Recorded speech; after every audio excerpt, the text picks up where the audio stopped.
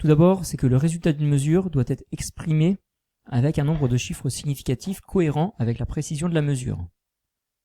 On notera chiffre significatif en abréviation CS. Donc le résultat d'une mesure doit être exprimé avec un nombre de chiffres significatifs cohérent avec la précision de la mesure. Plus l'outil ayant servi à faire la mesure est précis, plus le nombre de chiffres significatifs pourra être important. A l'inverse, si l'outil manque de précision, le nombre de chiffres significatifs sera faible. Par exemple, si l'on mesure avec un double décimètre précis au centimètre près, on ne peut pas être plus précis que le centimètre donc, on écrira donc que la distance est égale à 12 cm et non pas 12,00 cm. 12 cm, on s'arrête au centimètre près.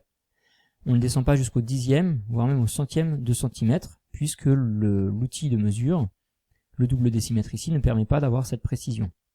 Donc 12 cm, on a ici deux chiffres significatifs, deux chiffres qui signifient quelque chose.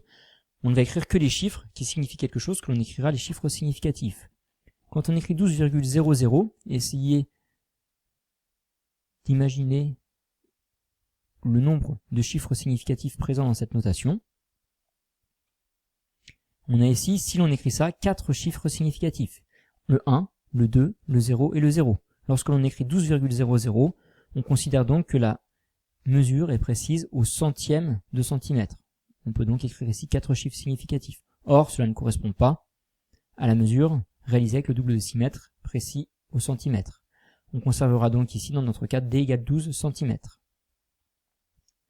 Enfin, le résultat d'un calcul ne peut pas être plus précis que la donnée la moins précise ayant servi à faire ce calcul.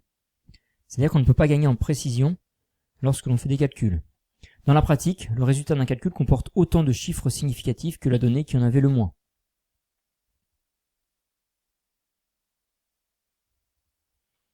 Par exemple, si l'on fait le calcul 12,00 fois 4, le résultat 12 va être égal à 5, 10 puissance 1. Si l'on fait 12,00 fois 4,00, le résultat sera égal à 48,0.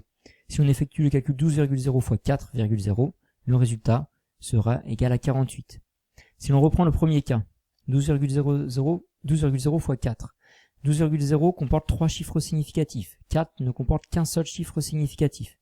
Le résultat du calcul ne peut donc comporter plus de chiffres significatifs que la donnée qui en avait le moins.